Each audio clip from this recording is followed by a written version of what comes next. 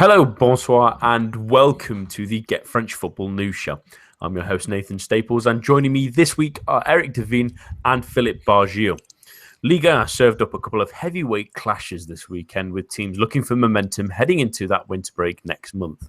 Could anyone steal a march on Nice? Could anyone pull away from the dreaded drop zone nice and early? All this and more after the news. Rennes continued their unobtrusive rise up the table, recording a 1-0 home win against the suddenly struggling Toulouse, thanks to Yoann Gourcuff's early strike that sends the club into fourth place. On Saturday, Monaco laid down another jaw-dropping performance, thrashing Marseille 4-0 behind a Valais-Germain brace, and they are now just a point off top spot. Elsewhere in the multiplex, Nantes and Lille played out a scoreless draw at the Beaujoire, while Montpellier struck the woodwork twice, but could only earn the same result against Nancy at home. There was, however, more entertainment to be had in Metz, where substitute Thibaut Vion scored a double to earn Le Grenat, a gut-wrenching point against visiting Lorient. Bordeaux also got a double from a substitute, with Francois Camano scoring twice at the death to power host Bordeaux past Dijon, while Caen continued experimentations with a five-man defence that saw them steadily climb up the table, recording a 1-1 draw at home to Guingamp. On Sunday, a feisty affair saw Saint-Etienne earn an elusive road win at Angers, while Nice were held at 1-1 at home by Bastia. Paris Saint-Germain held off Lyon 2-1 at the Parc OL on Sunday evening, with a penalty and a header from Edinson Cavani, disappointing the home crowd after an entertaining second half from Lyon. In Ligue 2, Matchday 17 has already got underway, but the weekend's results saw Troyes go 3 clear at the top, while Amiens laying down a serious case for promotion as they beat second place Brest 3-0 to rise above their opponents. And that's all for the news. But remember, for all the latest, head on over to our website at www.getfootballnewsfrance.com and follow us on Twitter at GFFN. We start this week with the big clash of the weekend on Sunday evening as Lyon hosted PSG, with the champions eventually running out 2-1 winners. They didn't have it all their way, but Philip, was this a deserved result based on the 90 minutes of this game? Yeah, you can't say it wasn't. It was a deserved result based on the last 45 minutes of this game. Lyon had a rather actually failed their first half, playing more of a 5-4-1 than a 4-5-1, with Ribus trying to counter Aurier, which didn't work at all, as Aurier was able to get forward and put some crosses in. So it was basically all PSG. I don't remember Areola being in any kind of danger in the first half. But then the substitute came in, and it was Valbuena and Fekir coming on the pitch, and that changed everything. And Lyon equalized very, very early. This is one of those things that have me annoyed this week about PSG. I thought you were quite nice to in regards to PSG's performance on Wednesday. I think it was at Arsenal, where PSG went a goal up and then just sat back. Last night I saw it was a bit of the same. They score a goal, stupid foul in the penalty area. Cavani clinically dispatching. Cavani actually had quite a good game. Actually, didn't do much, but he did score a brace in a big game in Ligue 1, which is good. It's good for his confidence. It's good for PSG. But I was really annoyed to see that they just don't have this killer instinct. And I'm not quite sure whether that's due to Unai, or the players becoming a bit too lazy when they start being a goal up. But anyway, Lyon had a great second half with lots of possession, lots of counter-attacking option. And speaking of counter-attacks, PSG's one was great. Aurier going very fast, Meunier delivering a cross to Cavani, who scored his second goal. And PSG won a very, very big game. Especially since Nice drew. So yeah, it was Yeah, I would say the draw was a fair result because PSG had a good first half and you had a decent second half. So 1-1 certainly wouldn't have been a disgrace.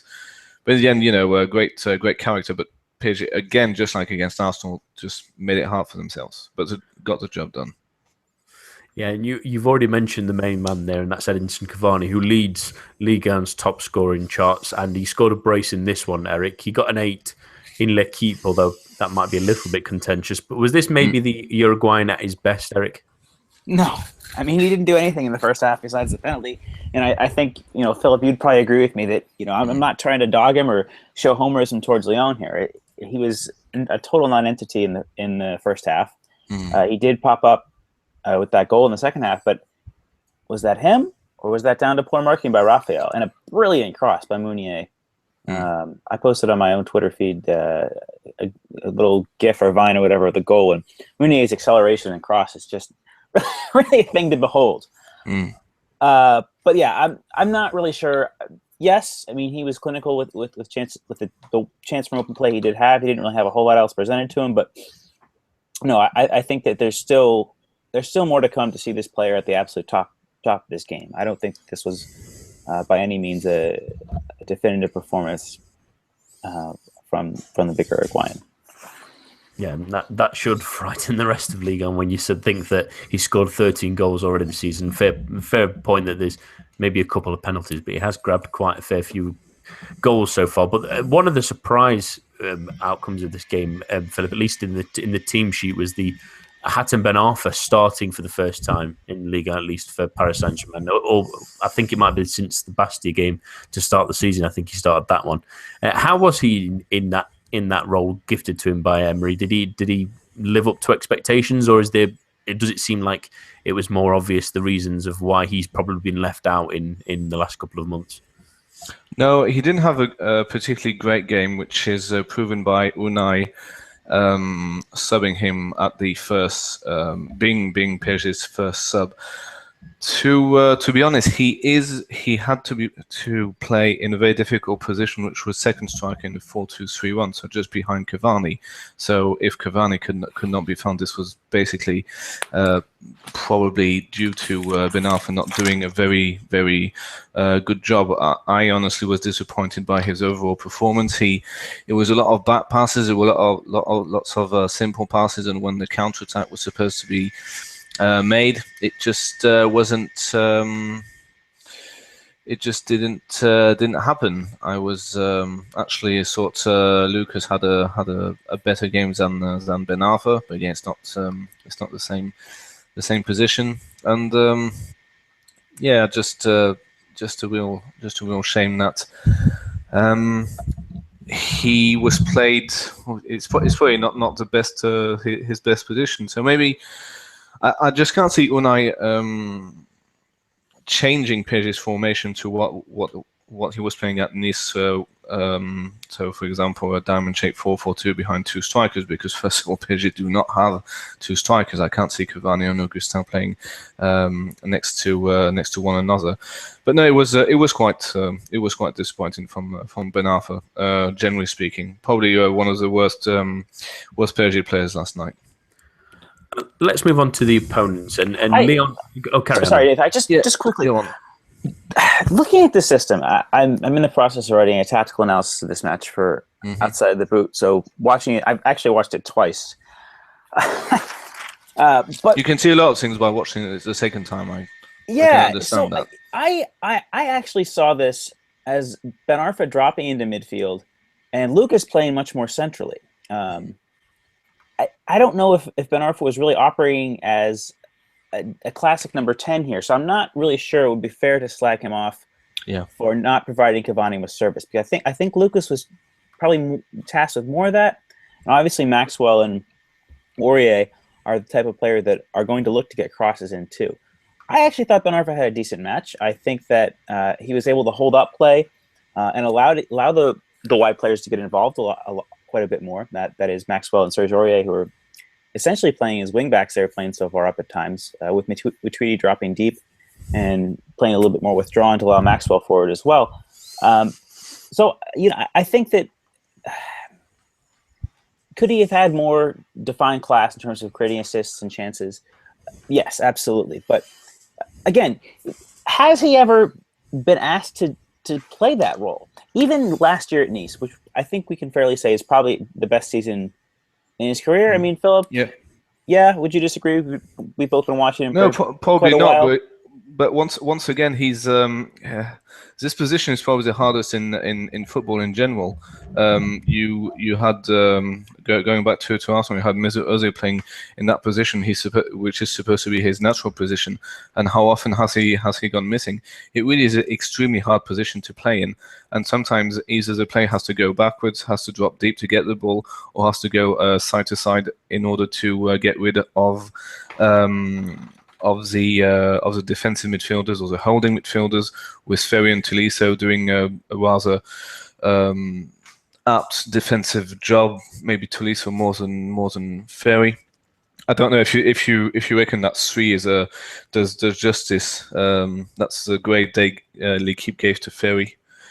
Yeah, I had no problem with that. But what I did want to say is, though, is it really fair to take Ben Arfa to task for being asked to play in a 4-2-3-1 as a playmaker when he's never had to do that before? He was used on the wing for the most part with Lyon, with Marseille, in Newcastle, and when he was playing well for them, 2010-11.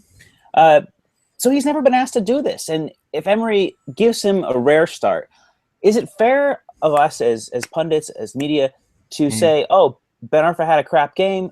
He's not being asked to play in a It's not his natural position. Is that what you mean? Yeah, because even in that even as a nominal attacking midfielder in that diamond with Nice last season, he was using the movement of Playa, of Alexander Mendy, of Germain to find space and to run on it. And he had Sarri, he had Cosiello, he had definitively creative, if not attacking creative midfielders behind him, were able to lay the ball on for him and to link play. He had Ricardo Pereira stretching play in wide areas as well. So it was a team that allowed him to function in a role that maybe it doesn't fit into a box, that is his time with Nice, but got the best out of his talents in a unique way. So to say, oh, Ben Arfa's crap because he didn't work in this system, I don't really think that's very fair on him as a player. And again, this is not me saying Ben Arfa is a great talent and deserves to start week in, week out. I do think that he's not part of PSG's first choice 11, but I think it's a little harsh on the player at this point in time to say he played poorly. I think he was misused is a more accurate description. No, I do agree. It's a different formation than being played on top of a diamond-shaped 4-4-2. It's much easier for him to create chance and get between the lines. I mean, to be honest, I don't give much credit to that formation. I think it's run its course a bit, and that most Liga, it just goes to show most Liga teams do play some kind of variation of a 4-3-3, which is not a 4-2-3-1, and some quite a bit actually play with 3 at the back. You have a couple of diamond-shaped midfields. Some work very, very well. Some don't work at all. So I don't. Once again, I really do believe that this position is probably the hardest position to play in that system. So, but still, Ben Arfa, you do expect more, and that was a general, impression. I think you make an excellent point there, Eric. Of a lot of people group a number 10 into that role of a Mesut Ozil or someone like that, who's a completely creative player that doesn't tend to attack play, but he's a different kind of attacking midfielder. He's a direct player who wants to go and score the goals or be in those areas to do the runs that lead up to very easy goals. And yeah, they didn't really try to get the best out of him. But let's talk about the opponents now, Eric, and that's Lyon. And Raphael again had moments of brilliance. He hit the post that eventually led to Lyon's equaliser, but he's at least partially to blame, if not completely to blame, for the penalty. He's also out of position, really, and loses Cavani for the second. can he keep playing at this performance level, and does it just completely elevate, as you mentioned on a regular basis, the need for Christophe Jallet to return? Well, I mean, the penalty is obviously Maxime Gonalon's fault. I mean, let's be clear on that. Yeah. He hauls down Mata, clear-cut penalty. I have no issue with that, and there's no homers involved. But yeah, I mean, okay. Again, referring back to the goal that Cavani scored to win, we look at if you can find it on the internet. I think there's a highlight on Ligue 1 that shows the goal in its entirety. Aurier's running through. He lays it off for Meunier. Now, at the bottom of the screen, here's Raphael tracking the run of Cavani. He pulls up. Straight stops, pulls up, slows to not stops, but he pulls to a jog. He pulls up to a jog, and Cavani can. Now again, Cavani's what, 6'1", 6 feet. Raphael's 5'9". On a good day, is he gonna? If he's there, is he gonna genuinely contest the header? Probably not. But it's really hard to give him any excuses in that regard. Yeah, it was just unbelievable. I do think that Jallet, who's I believe out of contract at the end of the season, and if he doesn't want to end his career, is going to be very motivated to get back into the team and make a difference. Again, at 33, he's not going to be the best attacking option going forward that Raphael is, and Raphael has been impressive at times as an attacking force. I'm not going to sell him short on that, but I think defensively he's just too much of a liability. Lyon, looking at their formation, played essentially a 4-4-2. Whether you want to call that a double pivot or not is a matter of some contention. But you had Fekir and Lacazette up top, Ghezal and Valbuena on the wings, Tolisso and Gonalon in front of the defense, with Tolisso getting forward a little bit more. Now, in that system, you have width, and whether it's Cornet in for one of Ghezal or Valbuena as a material too, you've still got a similarly pacey player who tends to get into wide areas. You don't need as much attacking impetus from the fullbacks in that regard. So for me, I think what you would lose from Raphael in an attacking sense, and versus what you would gain from Jallet in a defensive sense, I think that looking at this 4-4-2 on the night, I think it looked really good against one of Ligue 1's best sides. I think Thiago Silva played a superb match. I think that Marquinhos wasn't far behind him either. And the reason that PSG stayed in this match was down to the marking of Raphael on that goal, but also the defense. And Genesio, through bold substitutions, hit on a system that again underscored the need for a defensively solid right back. And Raphael is never that. And I really do think that it's time for Jallet to make a return. I feel like I had seen something on Twitter saying he was with the youth team. But I would have to confirm that he was back in training to some extent last week, and I don't know why he hadn't been named to the squad this week. Maybe he played a CFA 2 match this weekend with the reserves or something. But I'd have to look to confirm that. But I really hope he's back soon. Yeah, maybe you're going to buy a right back in January. I'd rather see us buy a left back, but yeah. Yeah, two things about Lyon. I mean, it hasn't been said, I reckon, by the media what great work Ghezal did on the build-up to the goal. No, it was a great run by Raphael. And Valbuena, credit to him for the goal, because it's not that easy a volley to make, really, with the ball coming over. And it's a great volley. Areola is not that out of place in the center of the goal, so it really is a great goal. And speaking of Valbuena, he did come out, I'm sorry for opening this can of worms again, he did come out and say that this sex tape scandal with Benzema did mean that he wasn't going to he wasn't going to play the Euros. And once again, I just completely agree that Deschamps was simply waiting for Benzema to do something stupid, even though he didn't do anything. But that gave him an excuse.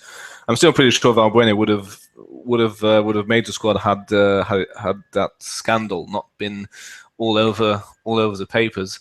And it just goes to show that that guy is a good player. He can be a really big game player. I just don't know what he should do in January. I just don't know if he should perseverate in this Lyon side or just go somewhere else?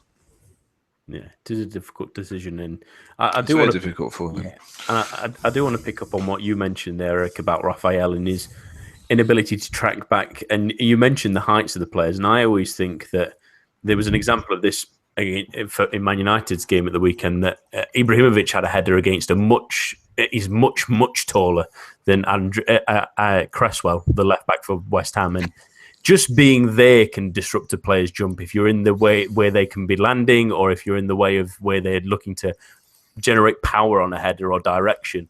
You can completely change the way a player has to head the ball or at least leap for the ball.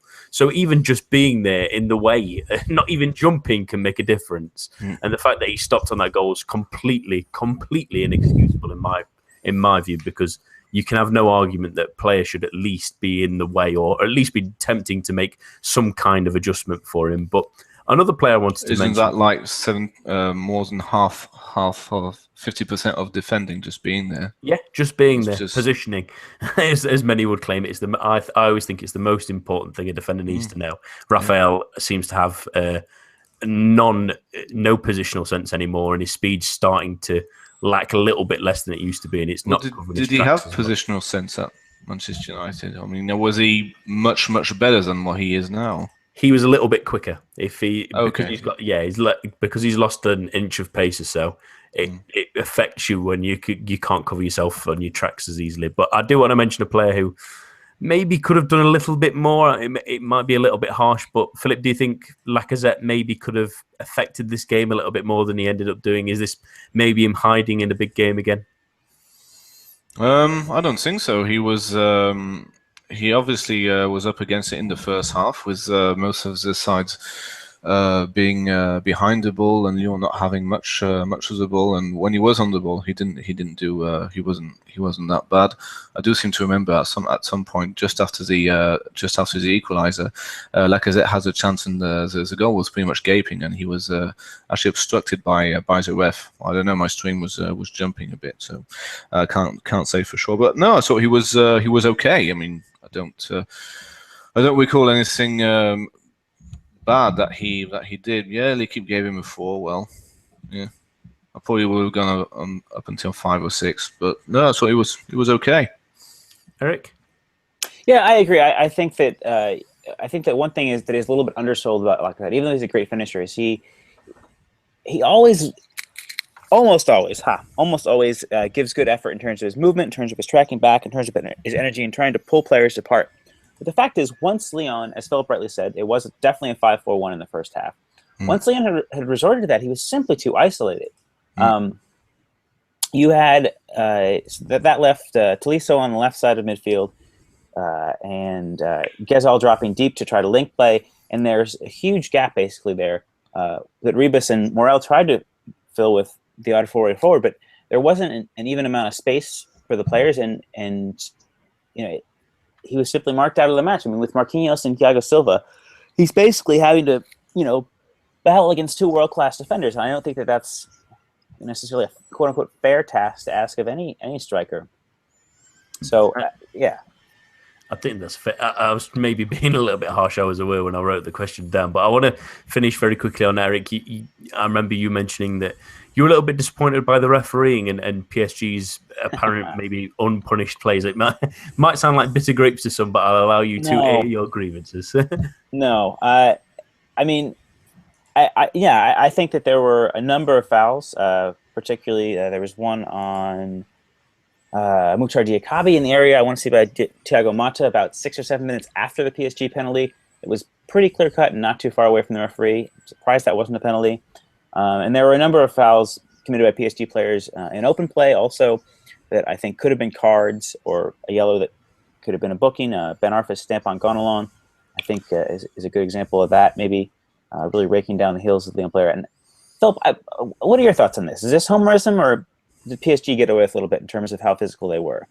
As usual, I think the ref is still a bit bottling in, even with Zlatan being off. There's still a part of the governing body that is quite thinking twice about giving a decision against PSG, unfortunately. All right. I feel vindicated having a PSG fan. No. I as mean, much. I'm always very. This is something I've been criticized for during the week by some guy on Twitter, saying that I was naive to think that PSG should go for break and score a second goal at Arsenal, but I do realize that sometimes I'm extremely demanding of my own club, and that if you don't deserve, I'm that type of fan. If my team doesn't deserve to win, I don't even want them to win, which is some kind of just can be seen as strange, But no, I just still think that there are some get out of jails type of decisions by the refs. A bit less than the past few seasons, though. I think. At least it's nice to see some honesty for once. But no, yeah. We'll move on now. And it finally happened last week, unfortunately, after our podcast last week. But Lille have confirmed the sacking of Frederic Antonetti. It was a turbulent year or so for him in the hot seat, Eric. But was this the right decision in the end to relieve him of his duties? I think yes, but at the same time, it's still a little bit unfair on the manager. I think that he did fantastically well coming in and replacing Hervé Renard last year to get them not only up the table but into European competition, finishing not only ahead of Rennes, who had been up there all season, but also ahead of Saint Etienne. But the injury crisis he's had to deal with this season is also, he's been missing Savelli, he's been missing Basha in defense. He's been missing Munir Obadi, who is a very underrated player for me. I think that his ability to control the game and pick a long pass could have really added a lot of dynamism to Lille's midfield over the past couple months. He's been missing for the better part of 3 months. He's been missing Depreville. He's been missing Ronnie Lopez. He's been missing Ryan Mendes. Adair's been out of form. Yes, the results should have been better still, even just considering the players that they had. But yeah, I think it's really hard to lay all that at the feet of Antonetti. I would have given him till the winter. Have a full squad of players, see if you can get some results. And a scoreless draw at Nantes isn't a bad result. I mean, again, this was under Patrick. I'm blanking on his last name. There's a temporary manager in charge right now. And yeah, I don't think Lille were stunning, but they still showed shoots of progression. I think that playing this 4-2-3-1 with Obadi getting forward and Amadou sitting a little bit deeper, I think that's something to build on. So yeah, I don't know. Not necessarily the manager's fault. I think that there's a lot to be said for showing a bit more patience, but understand certainly with the ambitions that this club seek to have and have had in the past. That yeah. Do we know the new guy? No, there's not. But this is a temporary. This is I don't know what his background is, but he's not the permanent replacement. No. So I'm sure he isn't. But there was a pretty good article on L'Equipe stating names like Guéret, Wilmot, and the like. Wilmot, I think, is a good shout. I think with all the Belgian. Someone who's shit tactically, replacing someone who's shit tactically. I might disagree with that. I don't know. I'm not quite sure what the other options are. I mean, is there anyone even close, or Well, the intending report is still that with Gerard Lopez looking to take over the club, he's still very much in with the camp of Marcelo Bielsa. That's the one man he wants to take in charge, but Bielsa is pretty adamant of wanting to take over when the club is in a better position in terms of him coming in probably during he wants because of the ideas he has, he wants a full summer with the team to make sure they adapt his ideas, probably to save his reputation if they don't adapt quickly enough and they end up continuing near the drop zone. But would that maybe be the right kind of It's Patrick Koulou. Yeah. Just looks it up. Eric, you can take that one if you like. Yeah, I would rather see. Honestly, look, I like Lille, but this team is a team in transition. You've got Savelli and Basha. Savelli has already said he wants to go to Argentina in the spring. Basha's older and Yama's older. Corsia is destined for a better club. I think we can't fool ourselves on that one. Let Lille turn it over and give it to a manager who's got experience in Liga and can get the best out of what's going to be there and build this team, not try and scrape an 11th place finish. I don't think that serves anybody right. I think that Lille should appoint a placeholder manager who can avoid relegation and then look for a big candidate in the summer. There might be a wealth of better options. The job might even be more appealing with money to spend at the behest of Lopez and a full summer to work with the players rather than a crowded fixture list. Again, Lille are still in the Coupe de la Ligue. There's that to contend with. There's the Coupe de France. Anyone jumping in now is going to have to deal with a lot of matches in very rapid succession. And I don't think that Lille right now is an appealing job for anybody other than someone who's desperate to get their career back on track. On Jarrett, I thought he would have been a fantastic appointment, but apparently he's been ill. My thoughts are with him. He was very impressive when he rocketed Marseille up the table, but that was almost a decade ago. I still think he would be the type of manager that Lille need, but he's unfortunately not available at this point in time. So, I think that Fournier or Gard make the most sense given the experience they have, especially both of them having worked under a fairly limited budget, given Lyon's financial troubles during their periods in charge of the club. That's my 2 cents. I think one of those two makes the most sense for the immediate. For the future, I think that if Lopez does buy the club, they should look at a bigger name, maybe come back to Blanc, or maybe Deschamps in 2018 if he chooses to step down after the World Cup. How disappointing would it be to be a Lille fan today, because they weren't that great the last season, but for at least a half season with Buffon and for Benzia not playing too badly. They had a League Cup final against PSG, and they had the European football to look forward to, a nice ground, a big ground, and a new ground, and a good manager. The manager basically got them out of jail and had them playing good football. The place was, I don't know, optimistic. It sounded like Lille were going to have a good season. I don't remember what we predicted for this outfit, but to be honest, it looked to me more like keeping that European spot rather than worrying about relegation. And now it's 100% about worrying about relegation. It's such a shame. It's a real shame.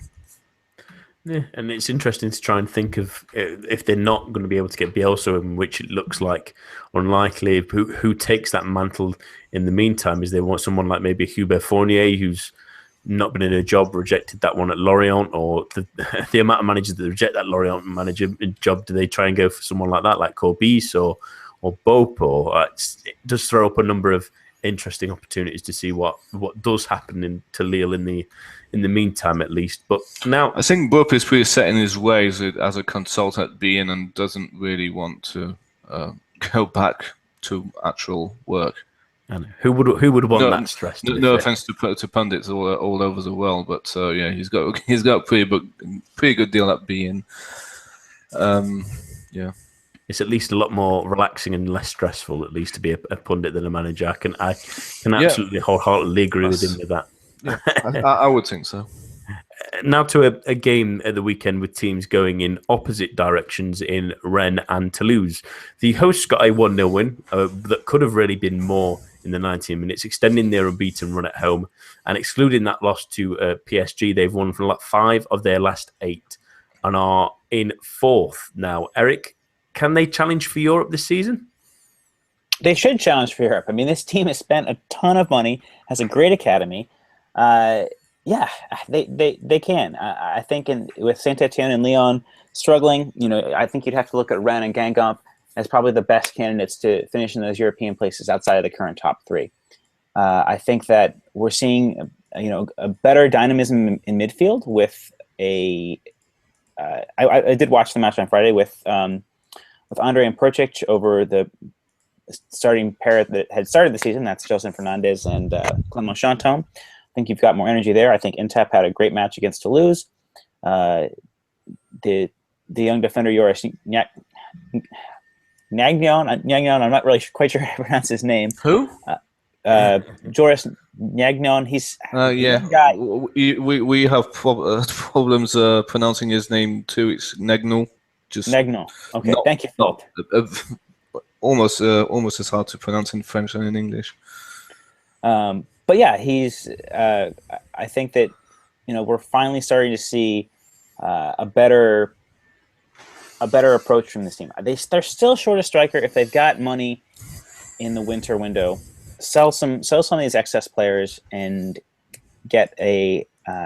They have 6 central defenders in the squad. I don't think they really need quite that much depth. I think that there's some transfer moves to be made there to bring in a higher level of a striker, maybe someone who's gone to a bigger club and isn't doing as well as they would have liked. I don't know, maybe someone like let's see, how about Umar Niasse, who had a great reputation in Russia, came to Everton under Martinez, hasn't gotten a look at under Koeman. Someone like that, someone who's being ill-used somewhere else, but could be a good focal point of an attack that seems to just be a striker away from things. There's much more dynamism in the midfield. Wide play's improving. Hunu's had a couple great matches this season. Ntep in full form is, he's been a French international. There's a reason for that. So yeah, there's no reason Rennes shouldn't continue to look good. Costil also, I think, has had a better season thus far than last. So yeah. And you mentioned really the key man who did really impress in that game, and that's Paul-Georges Ntep. He's out of contract in the summer, Philip. Really? How integral is it that they try and keep him, or at least it's going to be a tough January otherwise if they can't try and convince him to stay, isn't it? Well, I'm quite surprised at this. Maybe most of the clubs have been basically sort about his recent injury record, but yeah, I'm quite surprised that this can't be good for Rennes actually, because in those kind of situations, the player decides who to sign for in January, and so he leaves in June for absolutely nothing.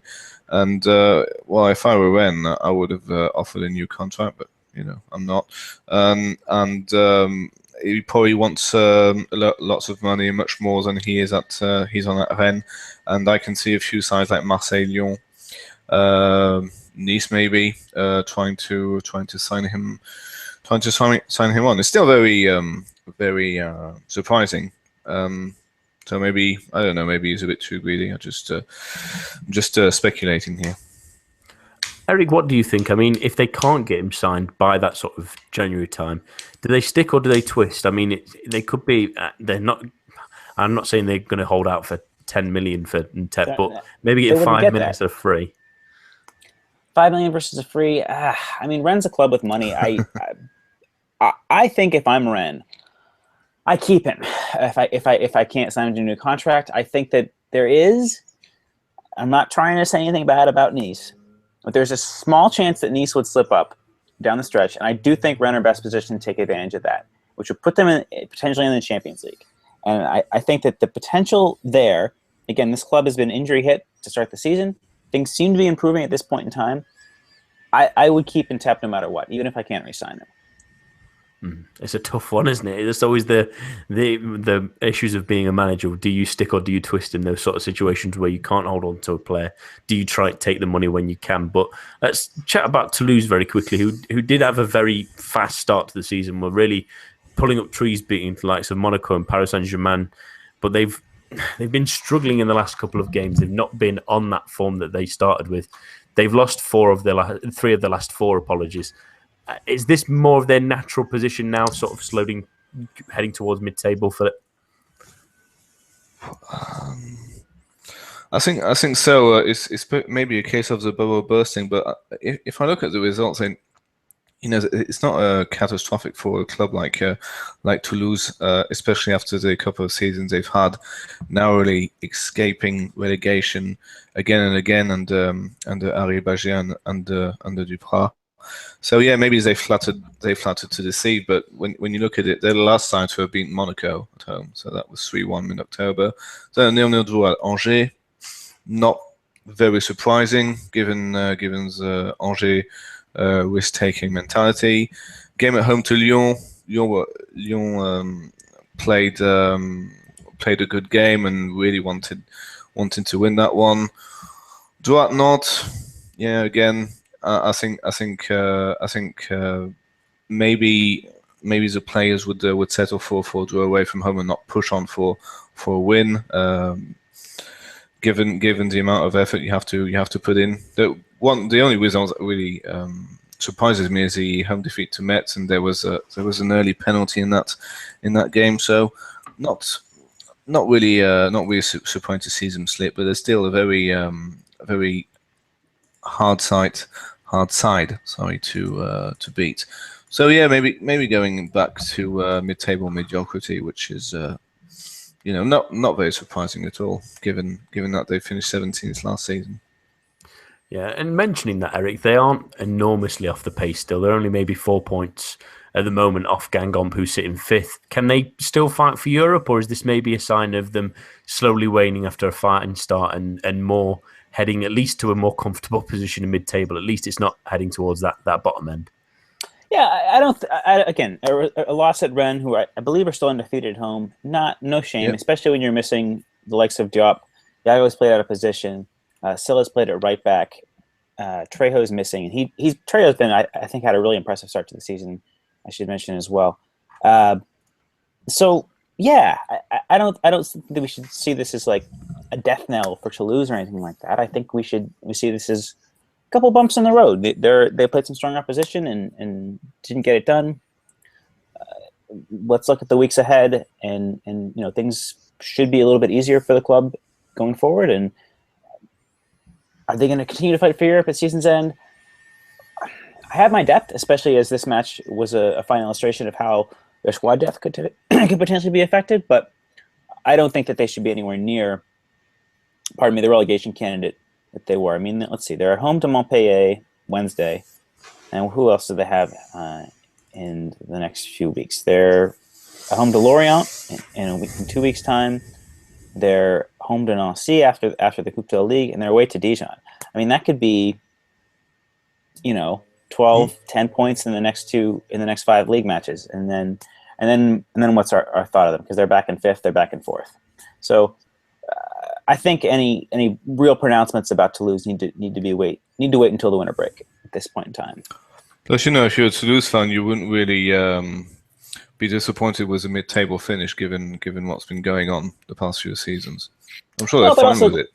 I mean, also we should look at their ambitions. This team was in Europe and at the fringes of Europe going back to 2009, 2010, 2008, and I think that they should be, given the investment in the stadium, given that there was some investment in playing staff this summer, and the potential of the young players they have, I think they should be looking at Europe as a realistic goal for this season. Yeah, absolutely, and let's hope that slide doesn't continue for too much longer. I don't know. Isn't that beyond Duprat's ceiling? I mean, has he ever managed that? Not from memory. I don't think he's been anywhere near Europe. Yeah.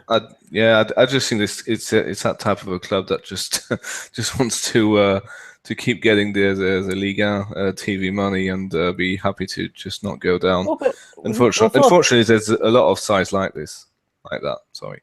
But why do you say that? I mean, they have been in Europe a couple of times in the last 6 or 7 years. They're not like a Nantes they're not a Nantes where their success is ancient history. Toulouse were in the Europa League. They were in, I believe, a Champions League qualifier as well. Yeah, in the last 7 or 8 years. Qualify against Liverpool. Yeah. Yeah. Yeah. They're not. They've got a big stadium. They're the only team in a fairly big geographic area.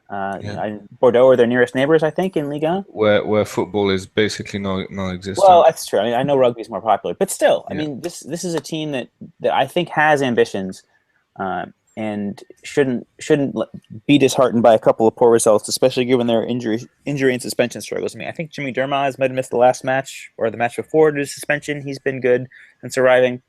And that's the thing. The signing of a player like Dermaz or a player like Toivonen, say what you will of him, these are internationals for a team that qualify for the European Championships. Issa Diop, Christophe Julien. They're. I mean, I know Diop's promotion, but the signing of players like Julien, Dermaz, Toivonen shows that there is ambition in this club. That's not the spending of a club who wants to scrape 11th or 12th. That's I feel like an ambitious set of acquisitions. No? I think you make an excellent point, and I think that it's difficult to tell, isn't it? I always think, and at least Toulouse are far away from the relegation troubles they've had in the past. But I do want to mention our last topic this evening, which is Monaco, who I want to make a brief statement before I allow you to discuss about it. And I think that Monaco are currently the best team to watch in Europe. I think they play fantastic football. I think in the last couple of games, I think it's the last 4 or 5 games especially, where I'm not sure if the goal against Tottenham was the only goal they've conceded recently. I think in the last 5 games, they've been exciting. They've been looking to push forward. They can mix it up with anyone. Yeah, in the last 7 games, 7 games, they've won 6 of those. That's a 6-2, a 1-1 draw against Saint-Etienne, a 3-0 against Moscow, 6-0 against Nancy, 3-0 against Lorient, 2-1 against Tottenham, and the 4-0 at the weekend against Marseille. I think they've got an incredibly exciting squad full of young players that are playing absolutely sensational football. They probably should have got more than 2 against Tottenham in midweek. Yeah. They were probably 4-0 does not flatter how well Monaco played at the weekend either, although they maybe stepped off the gas in the second half. And even that was even without probably their best 2 players in the Champions League game. I thought Lamar and Mendy were the best game players in that Champions League game. Neither of those played in the weekend, and they still won 4-0, which just shows you what incredible talent they've got. Philip, can you think of anyone else better in Europe at the moment? I mean, there's a lot of teams that aren't quite at the level that they have been. Some people might argue RB Leipzig are very entertaining. Chelsea have had a really good run of results. But is there anyone better than Monaco, really? Yeah, but they're not in the Champions League. Very true. Which makes it all the more exciting. It's just great to see Monaco just playing so well against Spurs, and let's not forget that Falcao missed a penalty. Well, it was rather an exceptionally good save by Hugo Lloris, who made other good saves from open play. It really is, it's a very entertaining to watch, and it's just completely different from what we used to see the last time they were in the Champions League against Arsenal, where they basically parked the bus in the second leg, being 3-1 up from the first 90 minutes. Sorry. So it's great to see. And I was going to say a ridiculous statement, which doesn't sound so ridiculous now after what you just said, Nathan, is that Monaco can actually do something in the Champions League.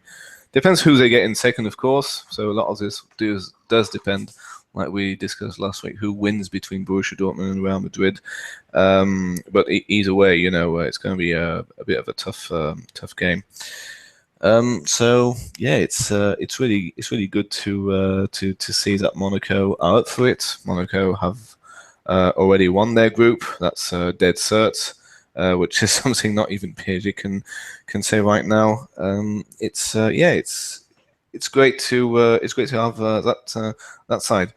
I remember the days of French sides scraping for a draw at home, and now you have Monaco winning at Spurs. Monaco doing very, very well in places like Russia. Actually, we do. French clubs do have a decent record in Russia in the past few years. But yeah, I do agree with you. And I really hope. I think Monaco can go far given the right pick of the draw. It's not like PSG with the ultimate target. We have to win the Champions League as soon as possible. Blah blah blah. It's Monaco just there for the ride, and I think they're going to have a great time. And Eric, what do you think? I mean, there's one game left in November as well, and they would have, if they can manage to avoid conceding against Dijon in midweek, that means they will have only conceded 1 goal in an entire month, which is pretty entertaining. When you think that they've scored, there's 9, 12, 14, 16 goals already in that month as well. It just shows you how impressive they've been, doesn't it? Yeah, again, I'd really like to see them against a top level defense. I want to say that PSG did not have Marquinhos and Silva when they beat them. Let me check that. No, it was Kimpembe and David Luiz when they played PSG earlier in the season. So I'd like to see them really play against a top level defense. But yeah, I think that it's hard to argue with what you both said. I think that we looked at this group when the Champions League draw was made back in August, and I think most observers would have pegged it as extremely competitive. And for Monaco to have sealed it with a match to spare, is massively impressive, especially when it arguably could have been more, factoring in the draw at away to Moscow. I think that there's more to come for this team. I think that Jemerson and Gleek have massively improved their understanding. They looked really open and really raw against Fenerbahce and Guingamp. I think back to the early Villarreal, even in their early matches, more clinical approaches from those three sides could have got Monaco season off to a much different start. But they weathered that storm, and I think that we look at the performance of Bachiller as well. There's still more to come from this team. The young right back Alami Toure, Adama Traore. There's young, talented depth to this team as well. So, yeah, I think it's fantastic that Liga are the home to I think now rightly what we say is a second power, and that's something that the league's really struggled with. Back during Lyon's period of dominance, you had a good season from Marseille, and a good season from PSG, but there weren't really two teams that were consistently looking at success in Europe. And now I know Monaco had a poor season in Europe last year, losing to Valencia, but in the playoff rounds. But I think there's no reason that this can't be sustainable, even if they lose. The odd key player, say they lose. Oh, I don't know. Fabinho, maybe? Sidibe, Fabinho, and Lamar. I think they could ride that out. I still think that would make them the second best team in Liga, and they'd be, right there. Again, Torre would come in for Sidibe, Traore would come in for Fabinho, and you'd have Bachiller come in for Lamar. Don't forget Alan Saint-Maximin, who I think has had a great season thus far for Bastia, is still to come back on loan. He's another very exciting player who I think, maybe is flattered to deceive a little bit at Bastia, but I think working into a system that's as tactically astute and sound as what Leonardo Jardim has in place at Monaco, I think we'll get more out of him. So yeah, I think there's more to come from this team, even if the transfer window does hit them hard. Yeah, and it's seeing so many of these players that maybe hit a poor patch of form or maybe didn't start so well, and they've all seemed to have grown together. I mean, we were mentioning it. But the big question is, can they win the league? Well, that's the question I was about to ask. Oh, you. shit. I think they're right now. Yes. Do you think they were? Do you think? I actually think they're title favourites. So let's go with that. Do you think they're now, even though they're in second at the moment, title favourites? I think they will never get a better chance of winning against PSG's dominance as this season with the new management in place. And yes, I do believe they will win the league due to strength in depth.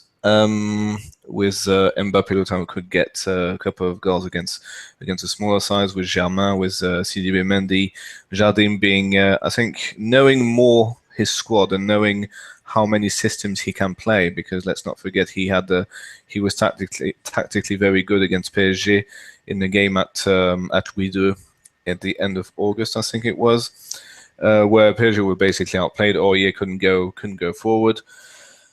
So I think Jardim knowing his squad more than Unai knows his is a big advantage. It's a massive advantage, and they are free scoring. I mean, it's like no real they're not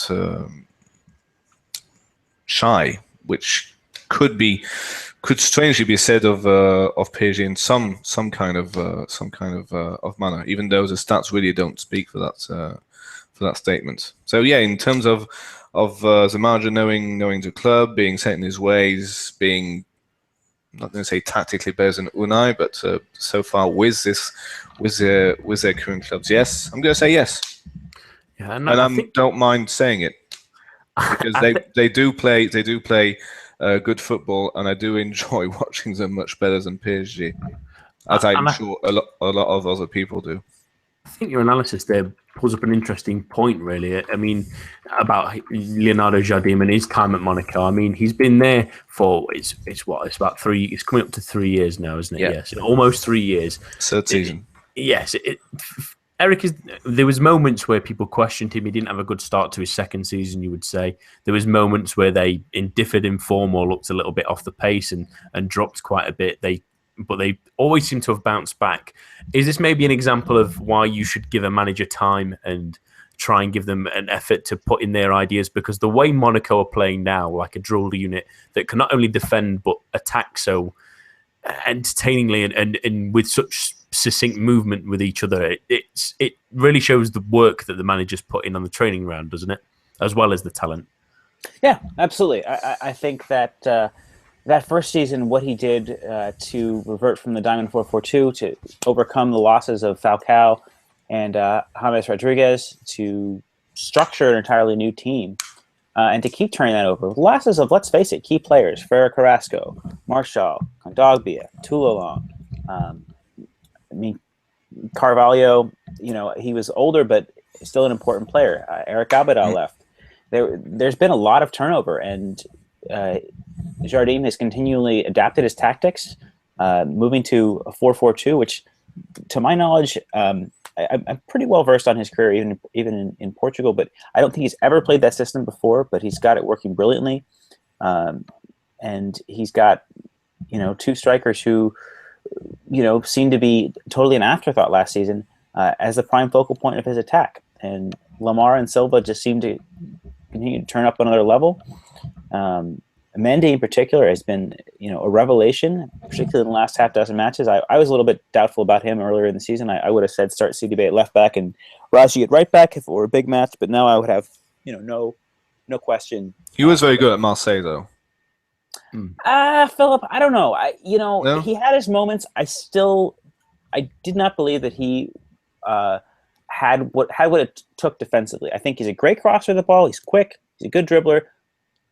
Poor tackler, bad discipline. I really, previous to this season, I would have had doubts about his defensive abilities. I think that playing under Jardim, who again made his mark as a defensive coach, if you look at his goals against average from his various spells in Portugal, he was always one of the best defenses in the league, and that was his hallmark. He's stuck with that, but he's adapted fantastically well to develop a consistently attractive, innovative, creative attacking system. Even the success in that first season with that front three of Ferrer Carrasco, Marshall, and Silva was built on counterattacking play. But now he's got a team that's got a dynamic midfield pairing in Bakayoko. I mean, there's another player who was, been pretty much a non-entity since arriving from Rennes. Again, a lot of that had to do with injury and being behind the much more experienced likes of Kondogbia and Toulon at times. But he's another player who's totally blossomed this season. And with that kind of reputation, any team that's got a good academy or a good focus like Monaco do on developing young talent. Obviously, Monaco haven't developed a lot of these players; they brought them in. But you could arguably say he's the hottest property in European management right now. I mean, he's done a fantastic job tactically and developing players, even in the course of just 4 or 5 months in the case of Mendy. I think their strengths in the and power in the transfer market is a bit underrated these days. I can pretty much see Leonardo Jardim watching Euro 2016 and watching Poland and watching Glik and saying, okay, I want that guy, and maybe not Rybolové, but whoever signs a check saying, okay, no problem, and they sign one of the best defenders of Euro 2016. Which is not bad, and which is certainly not what every single Ligue 1 club or top division club in Europe. I'm saying about clubs in Italy and Spain who probably don't have this financial muscle can afford. So yes, not only do they have youth development and a very, very good one, but they can get out the checkbook. Probably not as easily as PSG, but still. Second, let's see how Mr. McCourt behaves for Marseille. Sorry, I just wanted to jump in again quickly. There's think Monaco are operating at a net profit since Rybolov's divorce. If you think about the money they made last year with Marshall, with Abdenor, and with Kondogbia, I think they're they're operating a net profit over the last 3 years. That's unbelievable. They got 8 million euros for Ivan Caballero to Wolves. I mean, miracles do happen, is what you're saying. The only misstep I would say that they've made, I do question the sale of Marcel Tisserand. That still doesn't make sense to me. But everything else they've done has been pretty impressive in the transfer market. Did they make any money on El Shaarawy? He was only on loan. Yeah, he was. Oh, that's good. He was benched so as not to activate his mandatory purchase clause. Yeah. Okay. And then he's gone on to do quite well at Roma. So it's all's well that ends well for everyone, I think, on that one. But I have to agree. They do their business early as well. They tend to at least getting players in. So it just shows that they just nail from top to bottom. The club's got everything bang on at the moment, and more power to them. Hopefully, a club that is run so well with good management, great players, a great recruitment system, and a belief in getting younger players and improving them. It'd be great to see them win the league this season. It'd be a real great story. But that wouldn't be possible without great clubs like Manchester United giving them obscene sums of money. We just like being part of. We just like being part of being helpful to everyone. Yeah. All hail Manchester United for Monaco's success, really. I'll take that one for us. That's all we have for this time this week. My thanks to Eric and Philip again. Join us for the preview show hosted by Eric on Thursday, and we will see you here at the same time, same place next week. A bientôt and goodbye.